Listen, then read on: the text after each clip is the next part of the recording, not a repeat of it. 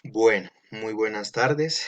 En esta oportunidad vamos a explicar el mapa mental sobre los enfoques teóricos de la innovación de la unidad 3, en los cuales tenemos como tal 8 ítems referentes al enfoque teórico de la innovación. Como primera instancia, vamos a explicar como tal el comportamiento de las empresas según la administración de empresas. Para esto tenemos unos subtemas, los cuales nos comprenden como tal este tema, que son las teorías, los retos, la parte general, los procesos y las características. En este caso de las teorías, comenzamos con la teoría de administración científica, la cual en 1903 Taylor publicó su primera obra científica, Shop Management, Administración del Taller, en el cual manifestaba un gran interés por el estudio relacionado con el trabajo mediante análisis cronométrico de los tiempos y movimientos de un obrero en sus actividades como tal. Luego pasamos a la burocracia, a la teoría de la burocracia de Weber, que consistía en una forma de organización jerárquica del trabajo donde los funcionarios eh, o trabajadores estaban especializados en su campo o en alguna función. Para Weber, la burocracia era un instrumento de dominación que también destacaba por su organización a ahorrar costos objetivos y personales. Pasamos a la teoría clásica. En esta teoría clásica de la administración hace énfasis en las funciones básicas que se deben tener en una organización para conseguir su eficiencia. Em, esta, Este enfoque se expuso en 1916 en el libro de Fayol, en el cual toma como tal un enfoque sintético y universal de la empresa, tratando temas como la concepción autonómica y la estructura como tal de la empresa. Pasamos a la teoría de relaciones humanas de 1932. Ya habíamos tocado este tema en la anterior unidad con un expositor como lo fue el señor Mayo, que había dirigido una investigación en un estudio que le colocó de nombre Hotor en una fábrica textil de Filadelfia. En este estudio, él hace concepción o hace la idea toma la idea de el entorno que rodea como tal al trabajador, tanto el entorno interno como el externo, todo lo que puede generar como tal eh, tal vez un desequilibrio en sus funciones. Y digamos que el lugar donde llevó el experimento fue porque la empresa presentaba problemas de producción y acentuaba como tal una división del trabajo. Bueno, pasamos luego a la teoría estructuralista, que tiene un enfoque filosófico en el cual pues aporta como tal equilibrar los recursos de la empresa tanto en la atención a su estructura como en los recursos humanos. Aborda aspectos tales como corresponden entre la organización formal e informal y entre los objetivos de las organizaciones y los objetivos personales de los trabajadores. Pasamos luego a la teoría de sistemas, que fue en origen la concepción totalizadora de la biología. Em, Ludwig von Bernflanin, eh, quien conceptualizaba al organismo como un sistema abierto en constante intercambio con otros sistemas por medio de las interacciones. Eh, Pudimos o podíamos aplicar esto realmente en como tal los sistemas de eh, las relaciones que se tienen dentro de una empresa con diferentes secciones. podríamos interpretarlo de esa forma. Pasamos a el enfoque sociotécnico. En este caso los investigadores fueron Emery y Trish de Tavistock Institute de Londres, que acuñaron la expresión Social Technical System, que es un estudio sobre las condiciones de trabajo en la organización. Esta aceptación laboral del término como tal, eh, pues en su propio contexto, habla sobre las condiciones de trabajo, ¿no? Pasamos luego a la teoría neoclásica de 1954, que fue elaborada por Peter Drucker bajo la perspectiva metodológica.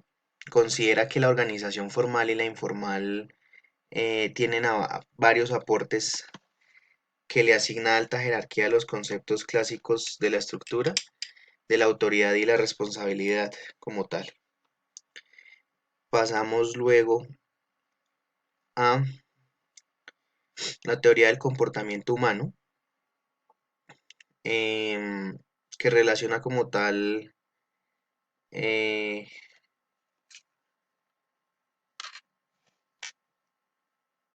eh, se concentra en definir el comportamiento organizacional y las relaciones que existen entre personas y organizaciones y sus diferencias como conflictos e interacciones, en enfatizando como tal y permitiendo que las personas eh, tengan un contexto en la organización,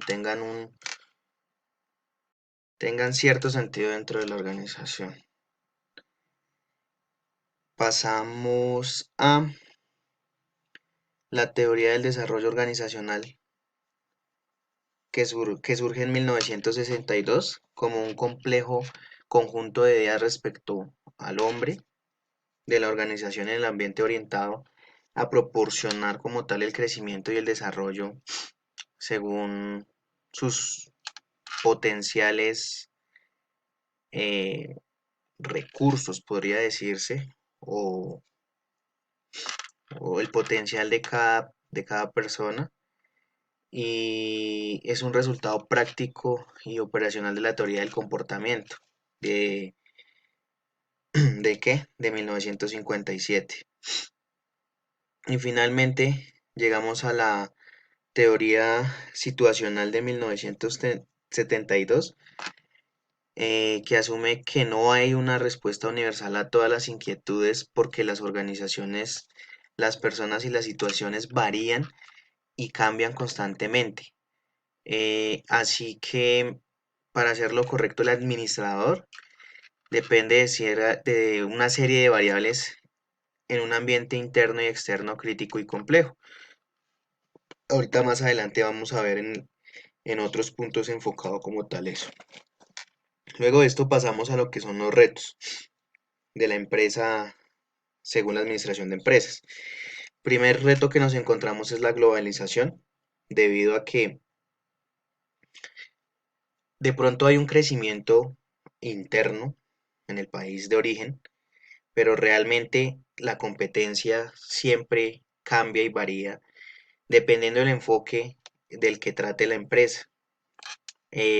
Por ejemplo, hace unos años, o bueno, bastantes años, nosotros lo que comprábamos era muy de nuestro país, por costos, por cercanías, digamos, uno ir a una plaza de mercado, eran productos de la zona.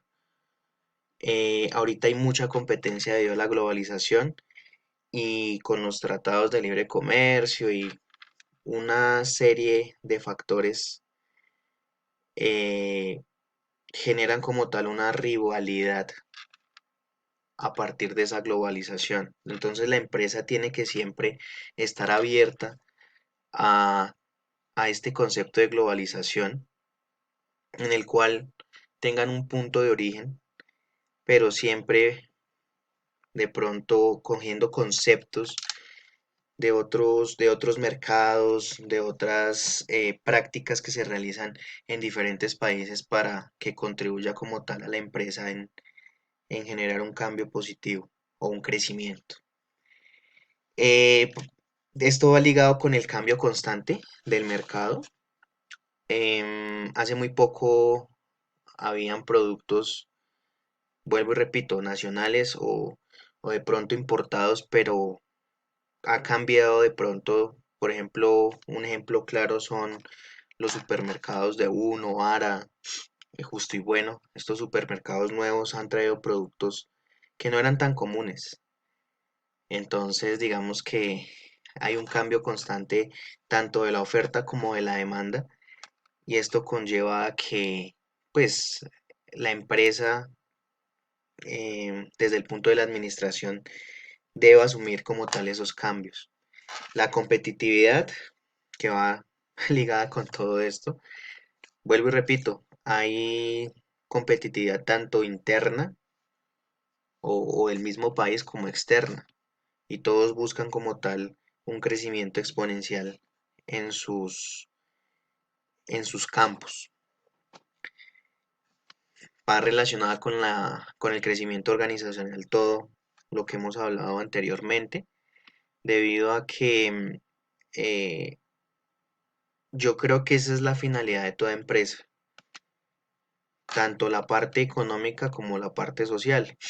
Y en cuanto una empresa empiece a surgir y empiece a tener su crecimiento, tanto de marca como de instalaciones, puede generar un impacto social también y puede generar un gran protagonismo como lo tenemos en los retos, que es el último de los retos.